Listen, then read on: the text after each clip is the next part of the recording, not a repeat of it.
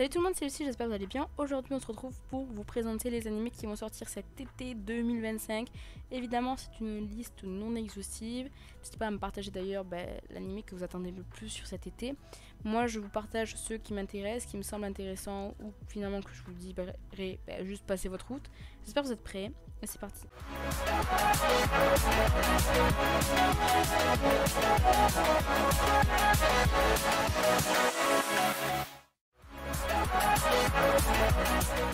L'histoire dépeint les angoisses du personnage principal, Mei, qui survit en tant que chasseuse de primes. Elle se retrouve mêlée à une histoire totalement chaotique tissée par les personnages qui l'entourent.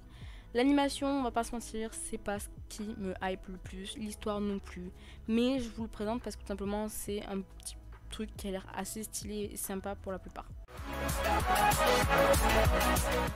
Takopi est un petit extraterrestre arrivé tout droit de la planète Happy pour répandre la joie sur Terre. Sauf que la première personne à lui tendre la main est Shizuka, une fillette au visage infiniment triste. Aussitôt, Takopi se donne pour mission de lui rendre le sourire à l'aide de fantastiques Happy Gadgets. Mais le petit alien est loin d'imaginer la noirceur de l'environnement dans lequel évolue l'écolière. L'innocence et la bonne volonté de Takopi vont peu à peu l'entraîner dans une situation inextricable, jusqu'à ce que le pire se produise. Ça a l'air d'être un anime plutôt sympa où on passe du joie à la tristesse, à l'angoisse, au dark, avec du harcèlement et tout ce qui va pas dans le monde humain. En tout cas, ça a l'air plutôt cool. Un jour de pluie, une jeune femme tombe sur un étrange animal qui ne demande qu'à être recueilli par une famille. Bien qu'elle n'arrive pas vraiment à identifier son espèce, elle suppose qu'il s'agit d'un chien et le ramène chez elle pour prendre soin de lui. Mais cet animal est-il réellement un chien? Bon, qui a cru que c'était un chien? Très sincèrement, je n'ai plus le nom de l'animal, mais c'est une espèce de renard slash raton laveur du Japon. Ça va être un animal à mon avis qui va allier mignonnerie, douceur et surnaturel. Le puissant démon Clévates est dérangé dans son antre par une troupe de héros venus l'éliminer. Voilà un millénaire qui n'avait pas fait face à des humains. Ceux-ci s'élancent vaillamment et sont juste décimés. Malgré tout, leurs épées forgées dans un métal rare ont égratigné ses cornes. La créature s'interroge. Comment ces insectes insignifiants ont-ils pu développer de telles armes? Pourquoi veulent-ils ma mort? Clévates part poser la question au monarque commanditaire de l'attaque, détruisant au passage la capitale. Mais cette expédition ne lui apporte aucune réponse, et il envisage l'extermination totale de cette race. C'est alors que dans les ruines du palais, un survivant blessé lui tend un bébé, en le suppliant de le sauver. D'abord réfractaire, le démon y voit finalement une opportunité. Élever un humain lui permettra de comprendre ses adversaires et surtout de déterminer s'il mérite d'être gracié. On va avoir le droit à un animé d'action, de fantasy, avec un lien qui va se créer entre le bébé et le démon, avec une animation qui a l'air plus que correcte. Franchement, je pense qu'on pourrait être très surpris. Un mystérieux livre de magie chinoise qui a été découvert dans une vieille librairie. La curiosité, c'est pas toujours la meilleure chose. En effet, celui-ci essaye un rituel pouvant lui apporter de la chance. Mais c'est alors que Zhu fait un bond dans le temps et se retrouve projeté dans la peau de Klein dans un monde alternatif de l'époque victorienne.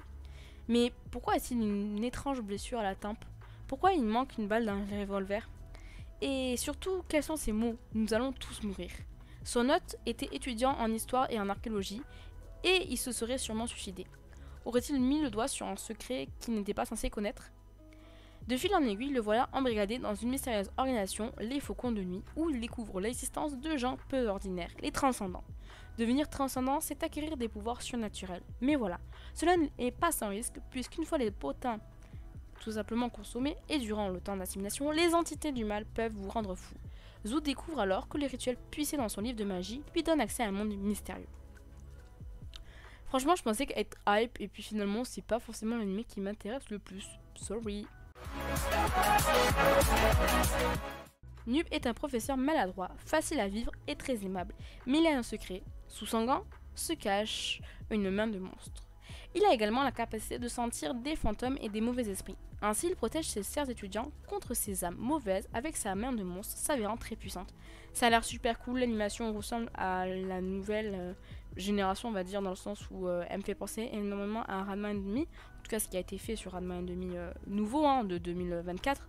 On s'entend, ou 2025, je sais plus, 2024 ou 2025, je sais plus. Bref, pourquoi pas.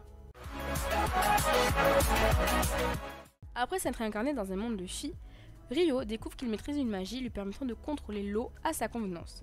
Il est également le détenteur d'une compétence qui lui confère la jeunesse éternelle. Fort de cela, il décide de vivre une vie oisive dans le monde de filles qui n'est pas propice à la villégiature.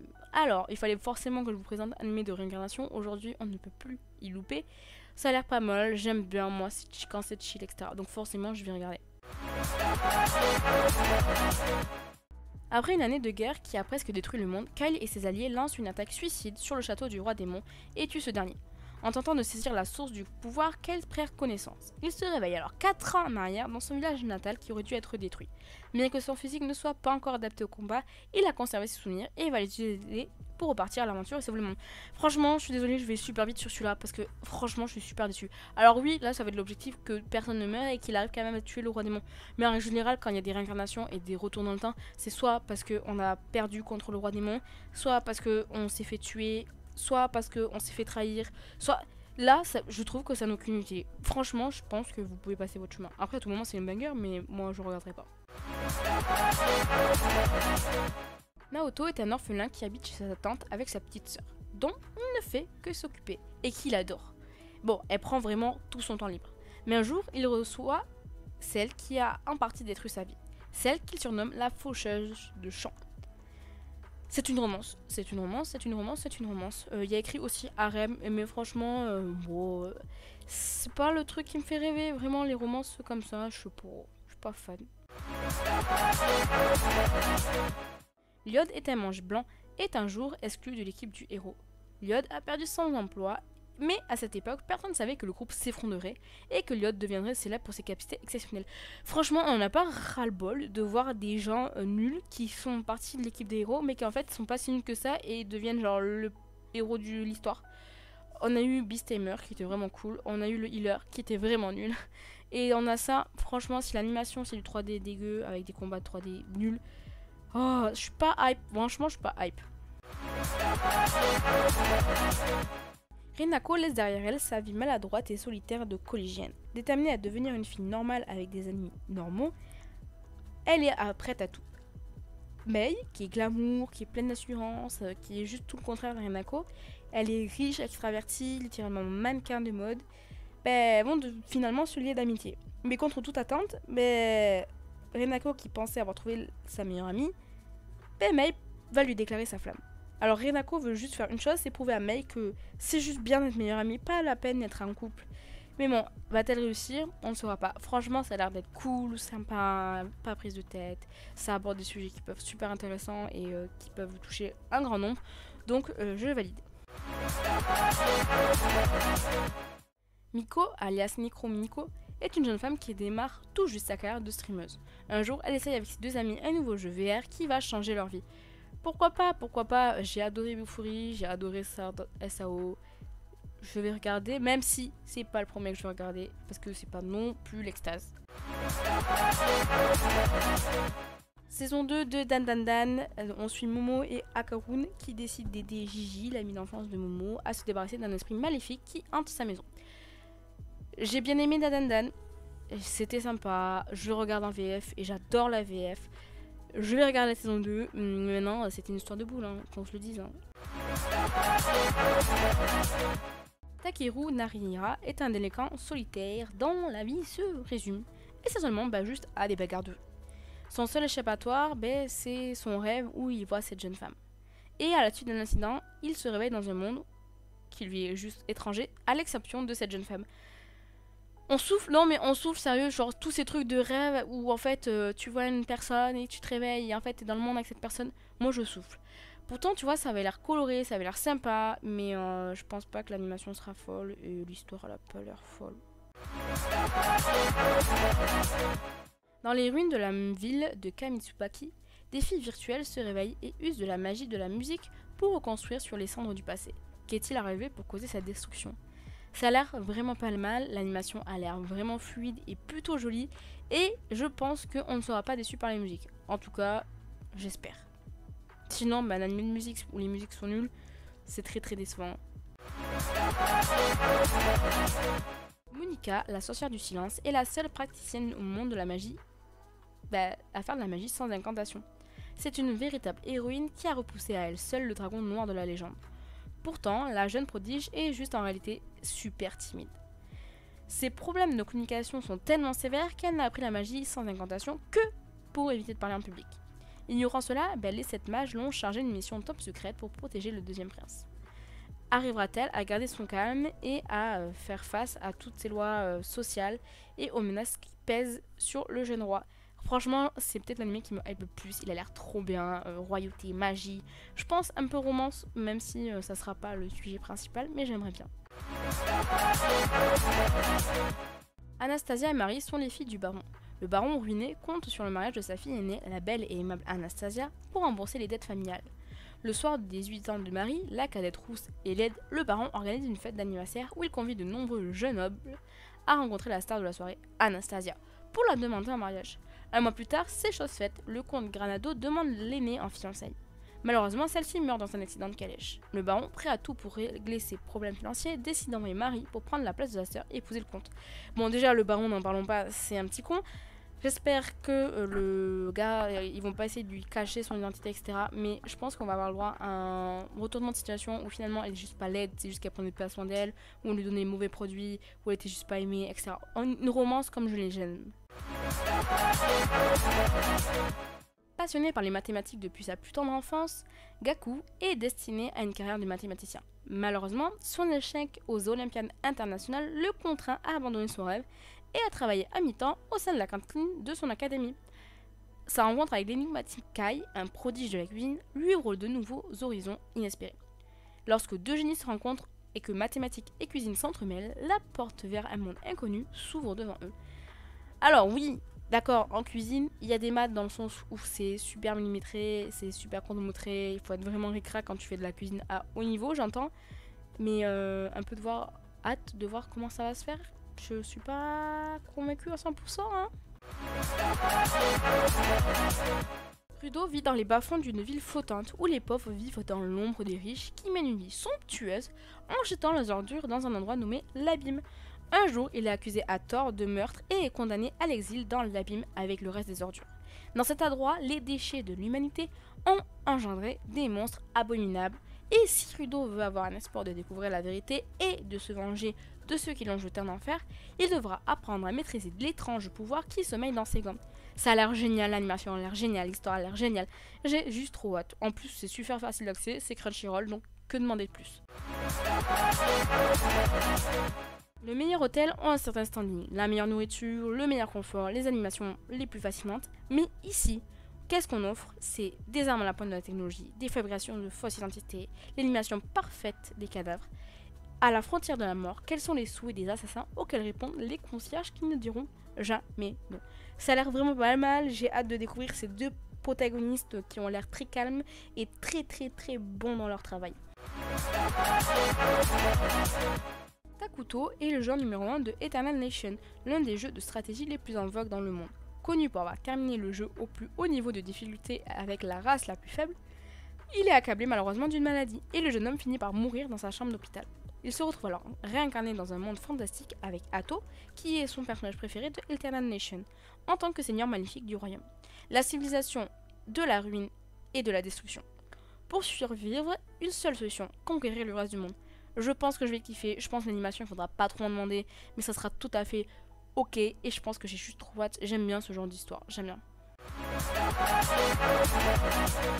Fils aîné de la famille d'un comte d'un pays aussi puissant que corrompu, Agea, un petit garçon puis disons assez obèse et qui a à peu près 5 ans, est juste abandonné par ses parents qui sont des approbateurs. Il vit alors dans un coin du pays et par inadvertance, il a développé les souvenirs de sa vie antérieure en tant que juste japonais du monde moderne.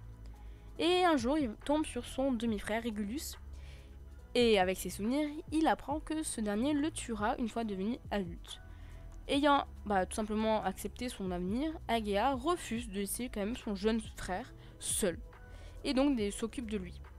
Mais ce Régulus, du coup, il commence à afficher une toute autre personnalité que ce qui était prévu. Assez classique aussi, même si pour le coup on parle avec des enfants et ça peut être mignon. En vrai, je pense que ça va être mignon, coloré et pas prise de tête. Lua est une candidate sainte qui possède le pouvoir de guérir les autres, mais celle-ci a une particularité. Elle doit transférer les maladies et les blessures sur elle avant de pouvoir les guérir. Cette spécificité lui vaut le surnom peu flatteur de la sainte déchue. Mais heureusement, Lua peut compter sur son adorable meilleure amie, Ariane. Malheureusement, les apparences sont parfois trompeuses. Un jour, le commandant Garrett, l'amour à sens unique de Lua, se retrouve grièvement blessé. Lua alors risque sa vie pour le sauver. Mais quand elle se réveille, tous les mérites sont attribués à Ariane. Blessée par cette trahison, Lua prend une décision, l'heure de la vengeance a sonné. Ça a l'air génial, j'ai trop hâte de regarder, c'est vraiment le truc que j'ai envie de voir. Genre, romance, je kiffe, vengeance, je kiffe. J'ai trop hâte de voir comment elle va gérer le truc. Bon, c'est la saison 2 de le 7ème prince de la famille, c'est moi. Franchement, je vous jure, si vous n'avez pas regardé la saison 1, ne vous lancez pas dessus. C'est juste un petit enfant qui est super doué par la magie et qui ne voit que ça. Et qui est... En vrai, je comprends pas qu'ils aient fait une saison 2, c'est nul. Enfin, c'était pas nul, mais ça n'a aucun intérêt. Franchement, aucun intérêt, passez votre route. Shiki est au premier abord un simple ado rebelle, mais il se retrouve qu'il est l'héritier du sang d'Oni. Ce dernier a vécu toute son enfance en ignorant ce qu'il était vraiment. C'est alors qu'un inconnu tente de l'assassiner, chez lui, et c'est alors que son beau-père va lui révéler la vérité. L'homme qui a tenté de s'en prendre à lui est un Momotaru.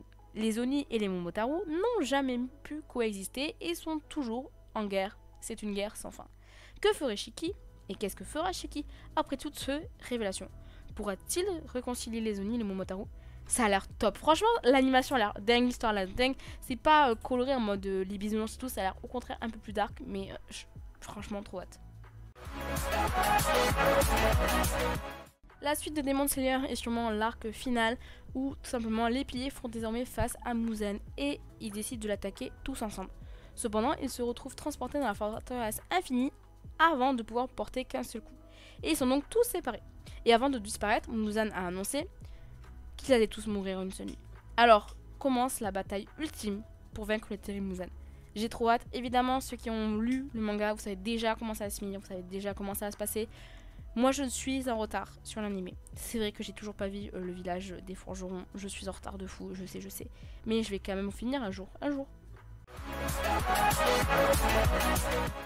Et on va finir avec Cat's Eyes. L'histoire se centre autour de 3 sœurs qui tiennent un café le jour et la nuit sont juste des petites voleuses d'art. Mais attention, elles ne volent que ce qui appartenait à leur père ayant disparu il y a quelques années dans l'espoir de le retrouver grâce à ça. Ceux qui connaissent Cat's Eyes, c'est qu'il y a des années de ça, c'est sorti. L'animation était déjà très bonne, c'est un peu le même style que Nicky Larson. D'ailleurs, il y avait eu un crossover avec Nicky Larson.